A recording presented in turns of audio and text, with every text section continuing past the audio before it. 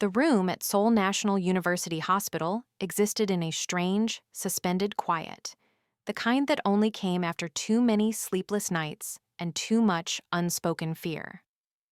Pale morning light seeped through the narrow gap between the curtains, casting thin lines across the sterile white walls and the tangle of machines that breathed and hummed on someone else's schedule. Arya sat rigidly by the bed, her spine aching and her eyes burning from a week without real rest. Every sound felt amplified, as if the world itself were holding its breath with her. Her fingers were wrapped around Min Seok's hand, clinging as if her grip alone could anchor him to the present. His skin was warm and reassuringly solid, yet terrifyingly still. She had memorized every rise and fall of his chest and every change in the rhythm of the monitors over the last 7 days. Hope had become a fragile, exhausting thing, but she refused to let go of it. She leaned closer, her curls falling forward, her voice barely more than a breath shaped by desperation. Min Seok, baby, are you awake? A subtle movement broke the stillness. His eyelids fluttered as if caught between worlds, and Arya's heart slammed violently against her ribs. Time seemed to slow, stretching each second into something almost unbearable. When his eyes finally opened, they were clear and awake in a way that felt almost surgical. He stared at the ceiling first, then tracked the IV drip with clinical detachment before finally looking at her. Arya waited, her entire body leaning into that moment. She searched his face for recognition, for the crooked smile he always gave her, for the familiar warmth in his eyes, for the gentle squeeze of her hand that said everything words never could.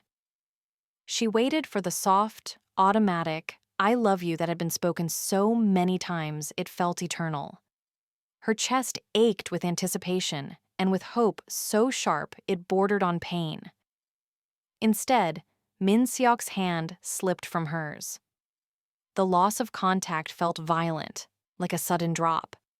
His brows knit together not in confusion, but in faint irritation. When he looked at her again, there was no affection there, only politeness reserved for strangers. The air between them seemed to freeze. Who are you? The words struck Arya with brutal precision. She felt something inside her fracture, a sharp internal crack that echoed through her chest. Her breath hitched, and for a moment she forgot how to inhale. This was not how it was supposed to happen. She forced herself to speak, her voice trembling despite her effort to keep it steady. Min Seok, it's me. Arya. He repeated the name slowly, as if tasting it and finding it lacking.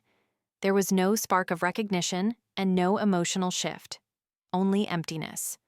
The name slid off him without leaving a mark. Arya, are you my nurse or my secretary? The door burst open and the fragile silence shattered. A doctor hurried in, followed by nurses as they checked vitals, adjusted machines, and shone lights into Min Seok's eyes.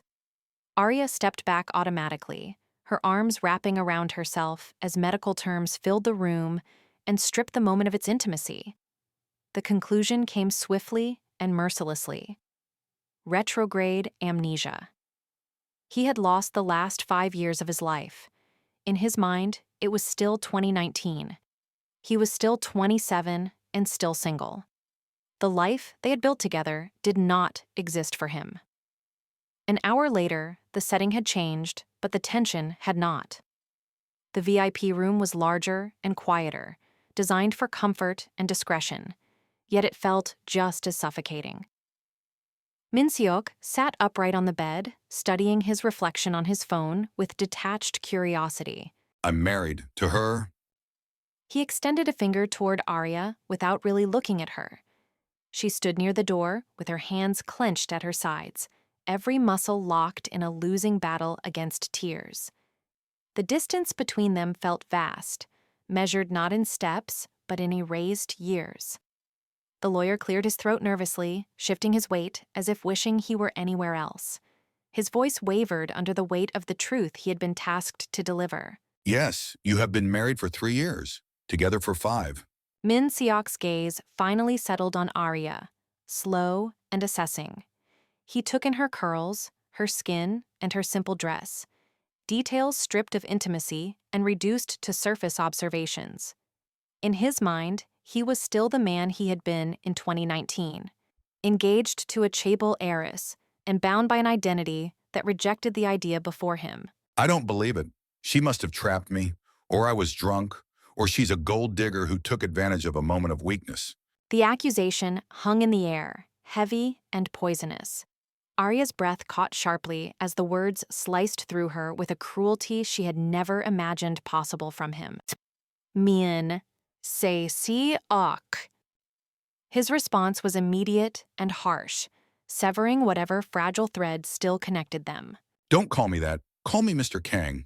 We are strangers, and as soon as I get out of here, I'm contacting my lawyers. I want this mistake rectified. Arya remained where she was, unmoving, as if her feet had been rooted to the floor. Inside, she was breaking apart, fragment by fragment, each piece carrying a memory he no longer owned. The man who had promised he would never forget her now looked at her with open disdain. 2 days after the accident, the Kang mansion no longer felt like a home, but like a carefully staged compromise. The doctor's words still echoed through the corridors, lingering in the air like an invisible authority that neither of them could defy. He had warned them gently but firmly that an immediate divorce could destabilize Min Seok's fragile mind. Familiar surroundings and familiar routines were the fragile threads that might guide his memory back. Any shock or emotional rupture could sever them completely.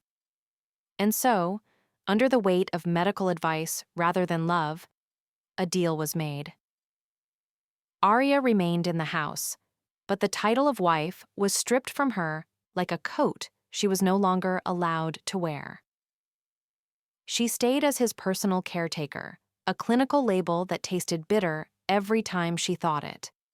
She packed her belongings into the guest room, a space that had never been hers, carrying each box as if she were quietly erasing herself. At night, she lay awake listening to the unfamiliar silence, wondering how a house that still carried her footsteps could suddenly feel so hostile. When Min Seok finally came home, his presence cut through the mansion like a cold draft. He walked slowly from room to room, eyes sharp and assessing, as if he were a stranger touring a property he might purchase. Every detail seemed to irritate him. The plants by the windows, once nurtured with care, now drew his scorn. The soft beige furniture that Arya had chosen for warmth and comfort offended him.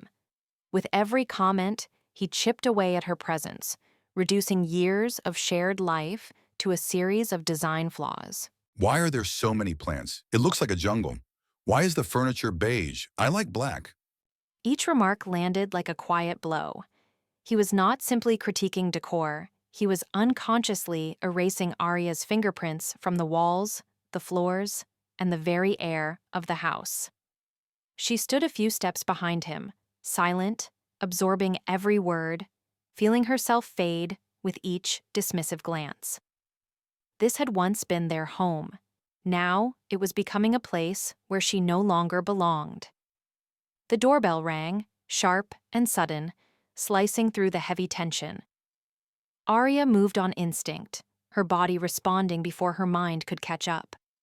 As she opened the door, the past stepped inside with a practiced smile. Sora stood there in a white dress, her posture delicate and her expression carefully composed to evoke fragility. She looked untouched and pure, as if time had been kinder to her than it had to Arya. Without waiting for permission, Sora pushed past her, already claiming the space. The familiarity of her movements was unsettling, as though she had never truly left. Arya remained by the door for a moment, her hand still on the handle, watching the woman who represented everything she feared she was about to lose. Is he here?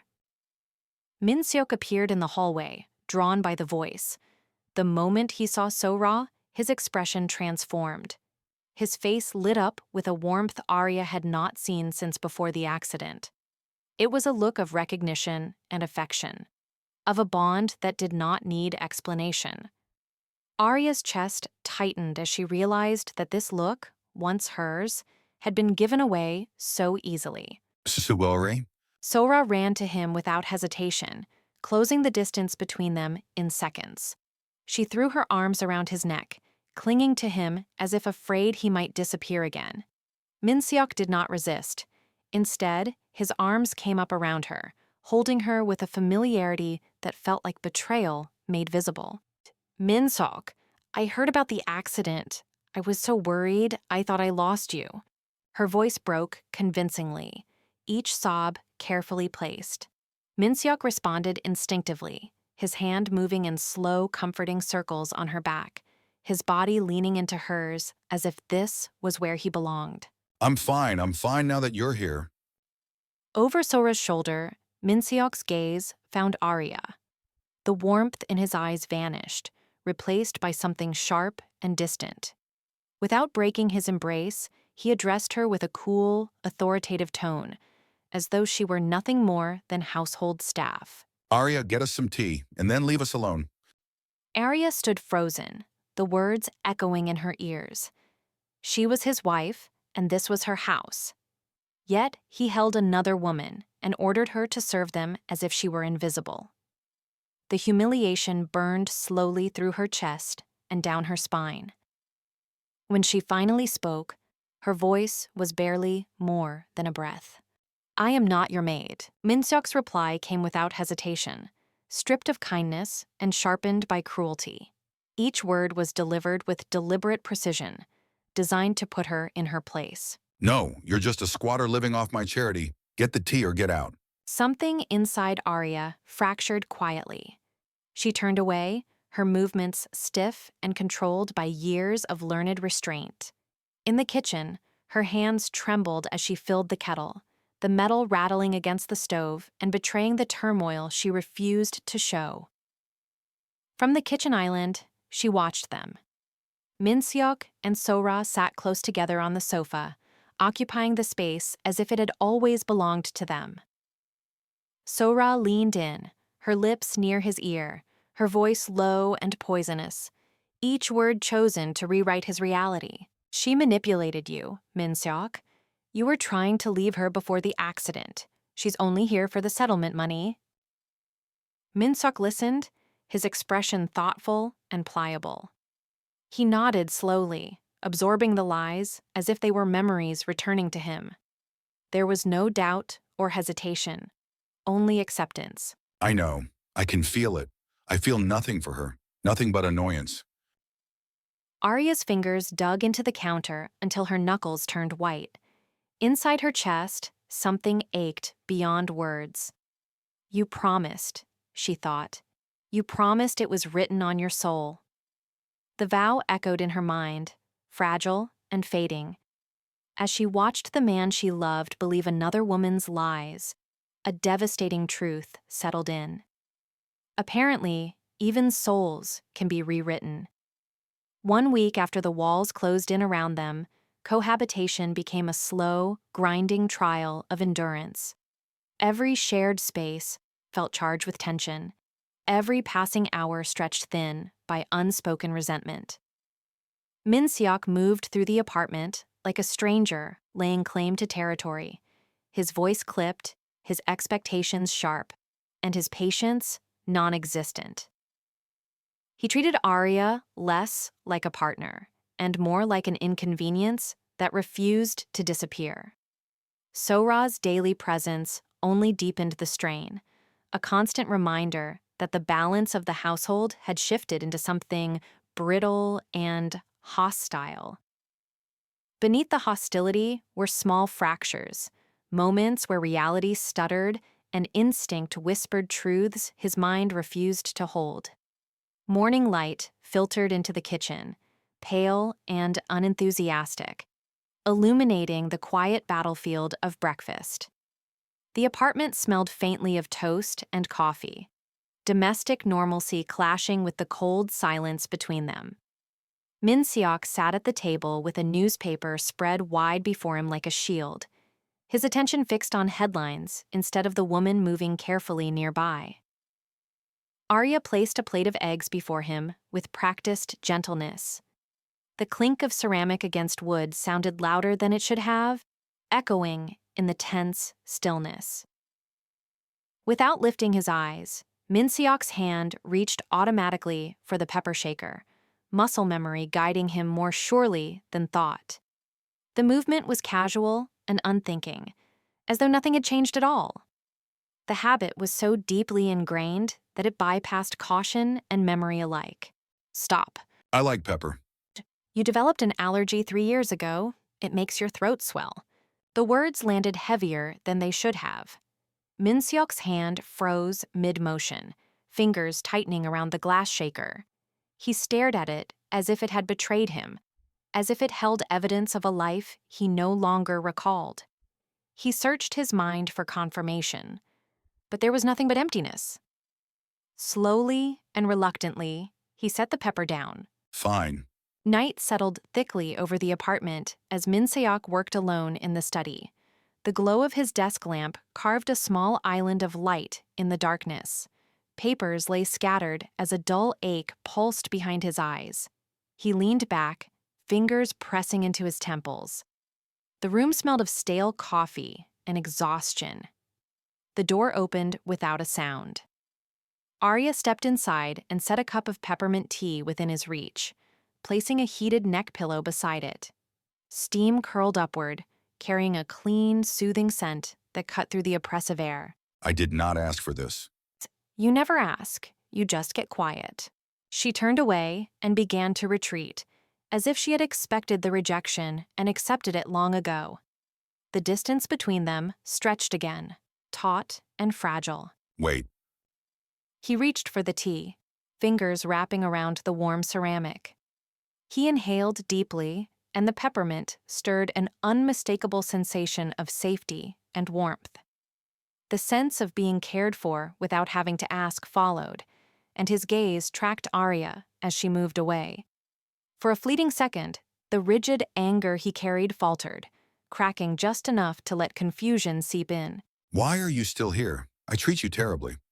Why do you not just take the money and leave? Arya turned back to face him. Her eyes held no tears, but the sadness within them was vast and patient, worn smooth by time. Because I am waiting for the man I married to come back. He is in there somewhere, Min Seok, hiding behind your ego. He is not coming back. I am who I am. We will see. The storm arrived without mercy as thunderheads rolled over Seoul. Rain lashed the windows and wind howled through the streets. Lightning split the sky, followed by a thunderclap that seemed to shake the building to its bones. Min Seok was in the living room with Sora when the thunder cracked. His body reacted before his thoughts could catch up. He was on his feet in an instant, heart hammering, eyes searching the room. Arya? She appeared from the hallway moments later, calm and grounded despite the chaos outside. Min Seok halted, confusion washing over his face as he tried to reconcile instinct with reality. What? I thought you used to be afraid of thunder. No, I love storms. You are the one who hates them. I used to hold you. The words rooted him in place. His breath caught as something deep inside recognized the truth before his mind could deny it. Sora tugged at his arm, urgency sharpening her voice. Min Seok, sit down. She is lying. Min Seok could not look away from Arya. His memories were blank, but his body remembered the fear and the instinctive search for comfort. The disconnect sent a chill through him, far colder than the storm outside, and it terrified him. The National Gallery glowed like a living jewel against the evening sky, its grand halls flooded with warm light that spilled through towering windows. Inside, the air hummed with low conversation, the gentle clink of crystal glasses, and the faint echo of footsteps on polished marble. This was not merely an exhibition opening. It was a carefully orchestrated social ritual where art, money, and influence intertwined beneath vaulted ceilings. Every painting had been positioned with intention, every sculpture lit to cast just the right shadow. Months of Arya's labor had culminated in this single night, a night that carried the weight of her reputation, her pride, and the quiet hope that her work would finally be seen on its own merit. Arya had curated the exhibition piece by piece, sleepless night after sleepless night, arguing with artists, persuading donors, defending her vision with calm authority. Tonight, she moved through the gallery not as a nervous organizer, but as its undisputed queen. Attendance was not optional for her. It was a duty she owed to herself and to the career she had built with relentless discipline. Across the room, however, another presence complicated the air. Minsuk had arrived as well, his arm linked possessively with Sora's, their appearance together sending a subtle ripple of whispers through the crowd, like a disturbance beneath still water. Arya's midnight blue, silk dress flowed like liquid shadow when she walked, catching the light just enough to suggest depth and mystery. The cut was elegant, restrained, and unmistakably powerful. She looked regal, without trying, professional without sacrificing beauty, and so striking that conversations faltered for half a second when she passed. Minseok stood near a marble column, champagne flute in hand, pretending to listen to a donor, while his eyes betrayed him. No matter how he angled his body, his gaze kept drifting back to Arya, as if pulled by gravity he could neither resist nor explain. He watched her speak with artists, her posture open, yet composed, her smile warm but discerning. Donors leaned in when she talked, drawn by her intelligence and the effortless wit that danced through her words. She was animated, alive, utterly in her element. Each laugh felt like a small betrayal of the version of her Sora had described to him. That woman did not exist here. What stood before him was someone luminous and assured, a woman who commanded respect without asking for it. Against his will, a realization settled in his chest. Arya was not a gold digger. She was a queen. When the handsome French artist approached Arya, it happened naturally, almost inevitably. He moved with the easy confidence of someone accustomed to admiration, bending slightly as he took her hand and pressed a light kiss to her knuckles. Arya laughed, a genuine sound that rang clear above the murmur of the crowd. And for a brief moment, the world seemed to narrow to that exchange. Watching from across the room, Minseok felt something dark and visceral awaken inside him. A hot, ugly coil of rage twisted in his gut, tightening with each second they smiled at one another. Jealousy, sharp and undeniable, stripped away his practiced composure. Before reason could intervene, Minseok set his glass down too hard and strode across the gallery. His footsteps were purposeful, almost aggressive, cutting through clusters of guests who instinctively parted for him. The music, the art, the polite laughter, all blurred at the edges as his focus tunneled forward. He did not consider the impropriety of making a scene, nor the irony of asserting control in a place that belonged to Arya's vision. He only knew that he needed to reclaim the space between them, to remind himself and everyone else that he still had power here. Excuse me, I need to speak to my employee. The interruption landed like a shard of ice dropped into warm water. The French artist straightened, surprise flickering across his features as he assessed Minseok with a cool, measured gaze.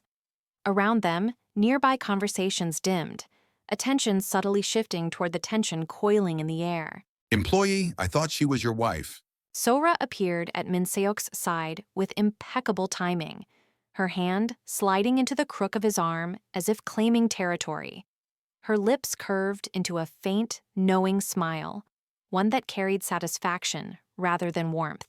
Ex-wife. The word struck Arya like a slap. Her smile vanished instantly, replaced by a stillness so complete it was almost frightening. She turned fully toward Minseok, her eyes sharp, her spine straight, every inch of her body braced for impact. "What do you want, Minseok?" Minseok's gaze flicked to the glass in her hand, seizing on the smallest excuse to assert authority. His tone hardened, adopting the familiar cadence of accusation she knew all too well. You're drinking too much. The absurdity of the claim hung in the air. The glass was barely half full, condensation clinging to its sides like evidence of restraint rather than excess. "I'm celebrating." Min-seok leaned in slightly, his voice dropping as though to discipline rather than converse, his eyes flicking toward the watching crowd. You're making a scene, laughing like that. It's desperate. Arya stared at him, disbelief giving way to a quiet, simmering fury. The irony of his words, spoken here of all places, sharpened her resolve.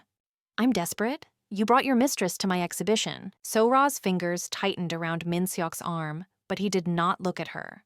Instead, he lifted his chin, a calculated cruelty settling into his expression. She is my fiancée. The lie fell cleanly from his lips, rehearsed in its confidence, devastating in its precision. "Fiancé?" Color drained from Arya's face as the word echoed back at him, fragile and incredulous. Yes, we're getting married, as soon as the divorce is final. The gallery seemed to freeze. Sound dulled, movement slowed, as though the room itself recoiled from the declaration. Arya's gaze shifted first to Sora, who met it with an unmistakable smirk, then back to Min-seok, whose eyes gleamed with something triumphant and cruel. In that suspended moment, something deep within Arya fractured, not loudly or violently, but with a final, irrevocable crack. "Okay." The word emerged as a whisper, stripped of argument or plea. Slowly and deliberately, Arya reached for her hand. Her fingers trembled just slightly as she slid the wedding ring free, the metal cool against her skin. She stepped to the nearest sculpture pedestal and placed it there, the ring a small, devastating symbol against polished stone. "You win, Mr. Kang. You killed him." Min-seok blinked, confusion breaking through his composure. What? "The man I loved? You killed him. He's not sleeping. He's dead. I'll sign the papers tomorrow. I'm done waiting for a ghost." Without another glance, Arya turned and walked out of the gallery, her footsteps steady, her back unbent. The doors closed softly behind her, leaving a hollow silence in her wake. Min-seok remained where he was, staring at the ring resting under the gallery lights. It felt heavier than it should have, heavier than gold. As the murmurs of the crowd slowly returned, a single unwelcome thought settled into his chest. Why did it feel like he had just made the biggest mistake of his life? The Kang mansion greeted the morning with a hollow stillness that felt unnatural, as if the walls themselves were holding their breath. Sunlight crept through tall windows, illuminating dust motes that drifted lazily in the air, unbothered by human presence. It was the kind of quiet that rang in the ears, a silence so complete it felt accusatory. Arya was gone, and the absence she left behind pressed into every corner of the house like a physical weight. She had packed her bags while he was at work, efficiently and deliberately, leaving no mess behind. The guest room stood bare, the bed stripped, the closet yawning open and empty. Even the faint traces of her scent were already fading. The house, once filled with overlapping lives and quiet routines, now felt like a shell, grand, echoing, and profoundly lonely. Min-seok sat rigidly in the living room, his posture stiff, his hands resting uselessly on his knees. Across from him, Sora's voice flowed on and on, animated and bright as she talked about wedding venues, flowers, and schedules. Her words reached his ears, but never settled in his mind, dissolving into meaningless noise. Inside him, something had collapsed inward, leaving only a hollow ache where certainty used to live. I need to work. Leave, Sora. The words came out flat, stripped of warmth or explanation. He stood abruptly, the motion sharp enough to fracture the moment. Without waiting for a response, he turned away, already retreating from the world she represented. Each step toward his private study felt automatic, driven by a quiet panic he refused to name. The study was dim and familiar, a sanctuary he had always believed was under his complete control. He closed the door behind him, sealing himself inside the heavy stillness. Crossing to the desk, he opened the drawer with deliberate care, as if some instinct warned him that what lay inside could not be unseen. There it was, a black leather sketchbook worn at the edges, its surface creased from years of use. His brow furrowed, confusion tightening his features. He did not remember this, not really. Yet his hands knew it, lifting the cover with a reverence that startled him. Page 1 revealed a delicate pencil sketch of a woman asleep on a train, her head tilted toward the window, hair falling across her face in soft strands. Aria. The drawing captured not just her likeness, but an intimacy that made his chest tighten, as if the artist had loved her in the very act of seeing her. He turned the pages slowly at first.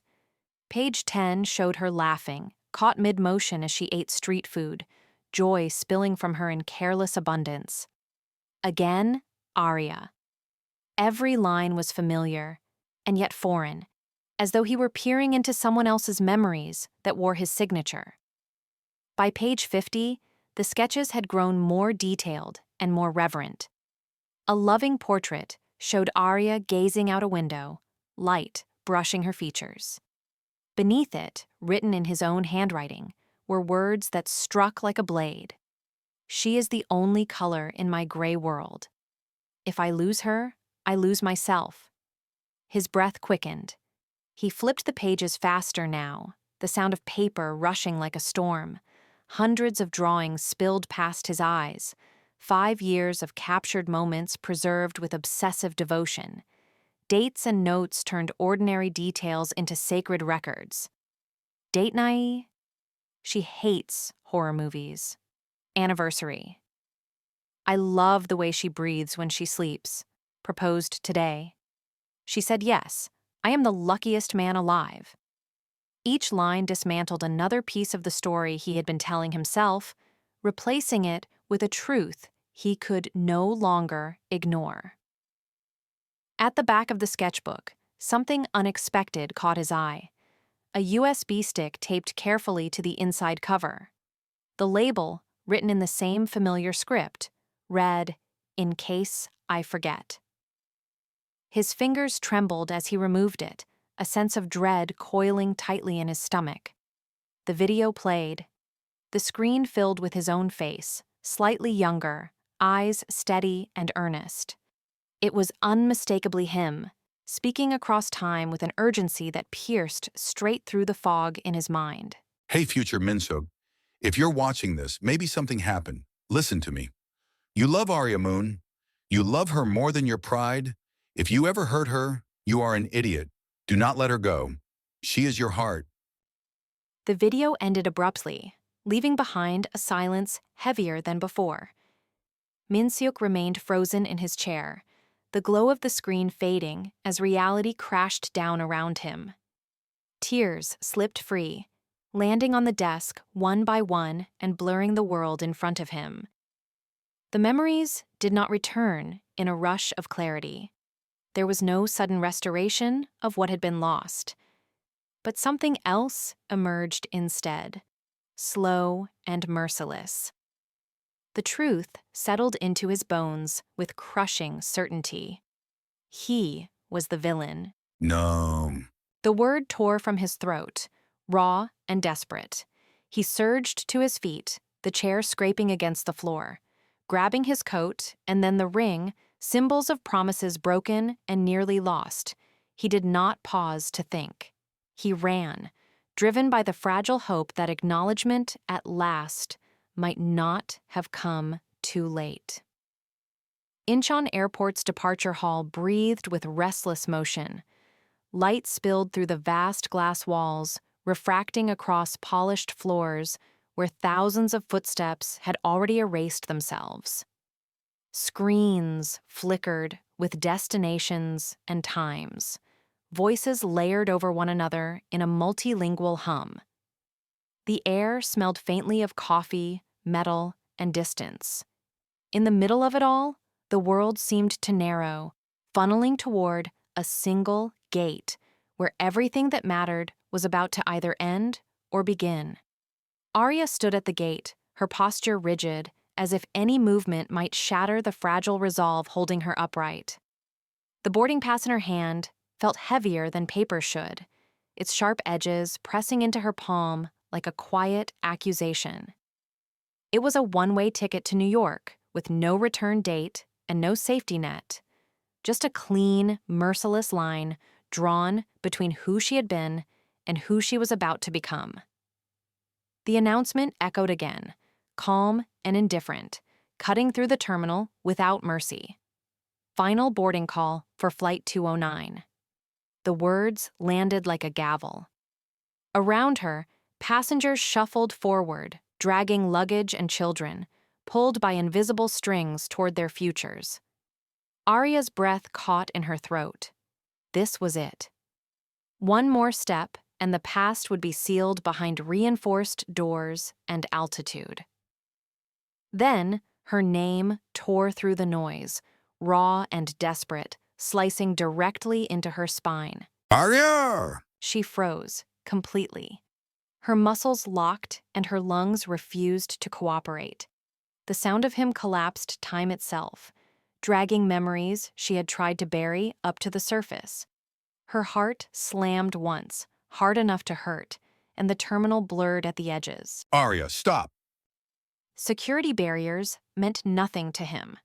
Min Seok broke into a sprint, shoes slapping against the floor, breath ragged as adrenaline burned through him. He barreled past stunned onlookers and ignored shouts, rules, and everything except the shrinking distance between them. The jet bridge stretched ahead like a final corridor of judgment, and he ran it as if his life depended on it. He reached her just as she turned, his fingers closing around her arm with a desperate, grounding force. The contact sent a shock through them both, electricity snapping across skin and memory.